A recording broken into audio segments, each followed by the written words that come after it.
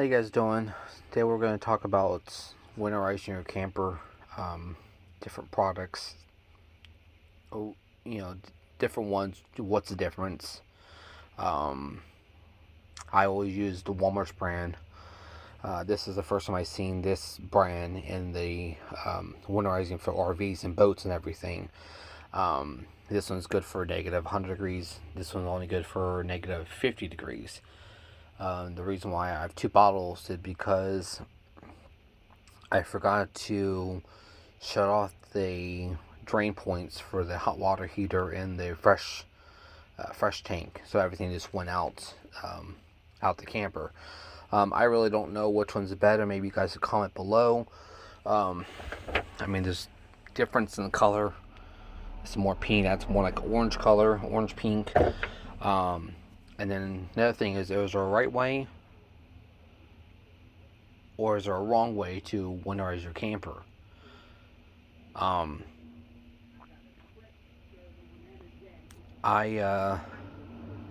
This is my second camper.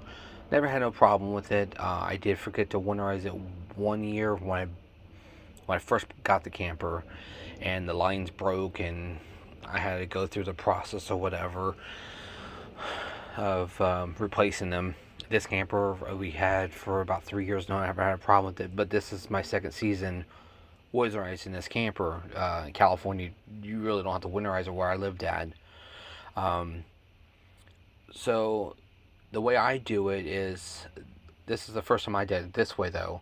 I got the adapter where you hook up to your city water, and I had the compressor going to blow everything out, whatever. And another thing is to make sure that you get all the water out of your hot water heater. Is you want to release your check valve for the hot water heater, and then if you have one, a low point. I have a low point for the hot water heater. Release that. So you want to really open the check valve, and then open your low point. If you don't have a low point, you can open the or unscrew the cap for the hot water heater, or you unscrew the mineral. I think it's a mineral filter. I think it's called. So iron filter that goes into the hot water heater. So it stops the hot water heater from rusting or whatever. I don't have that. We don't use the camper that much, and I don't keep water in there, so I only have the roll plastic cap. So make sure that you release the check valve and open your low point to your hot water heater to let all the water out. Because the first time I did it, I didn't release the check valve low point, and there was still water in there, and it was probably a good amount. I think the hot water heater was still full. And then another thing is your low points. Open your low points up. I had the compressor going, so I opened all the low points up. I still turn the faucets up. It's not going to go out the faucets because of the pressure. Low points would be better. So I had all the faucets open up. And then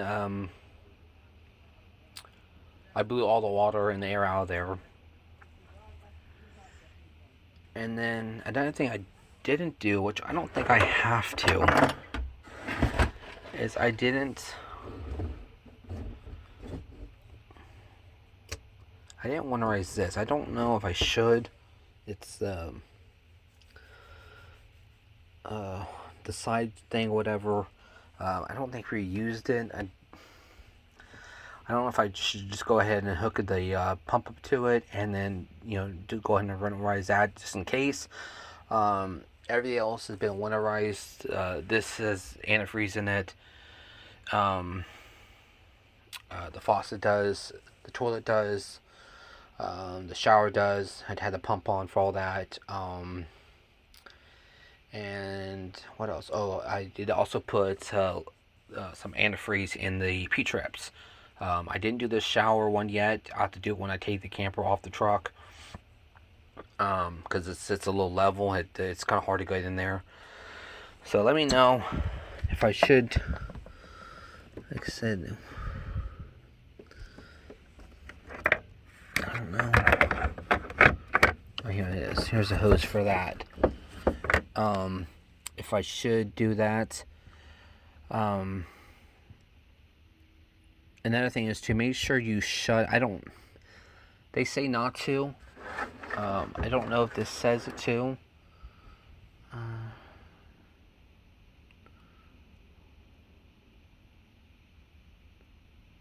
There's no really instructions on that one. This one's there's no instructions. So the way I looked at before is they don't want you to have antifreeze inside of the hot water heater. I mean, if you did, that's a lot of antifreeze. You're talking about, sits of these. For your hot water heaters is basically 6 gallons. So that's a lot of antifreeze. So I have 2 shut-off valves. I don't know if you can see them. One's right there. That's for the cold, and then the top one is for the return out of the hot water heater. I shut those all off, so nothing gets in there, and the system fills up pretty quick because you're bypassing the hot water heater. So that's the way I do it. Let me know there's different ways. I do love this winterizing kit. It's a hose that you put in the bottle and you switch the valve. It's so much easier. Before I had a pump. You hooked up to the city water and you pump the antifreeze through the system. And now with that way, you have to have someone inside doing each faucet because there's no pump, so you're pumping it in there, and you have air, so you're pumping it and until the antifreeze comes out of the faucet, and then do next faucet, and then do the the toilet and so on. So let me know if there's different ways you do it, and if I need to winterize this. I already replaced this because it was cracked. Right down in here, it was cracked, so I had to replace that, so that's new. But let me know if there's different ways you do it, if that's the right way or wrong way. Everybody has their opinions.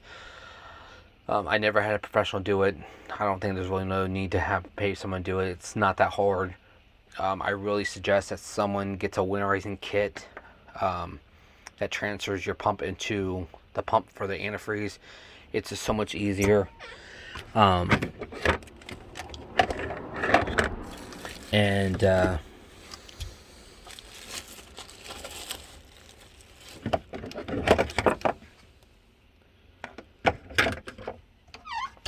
It's just so much easier.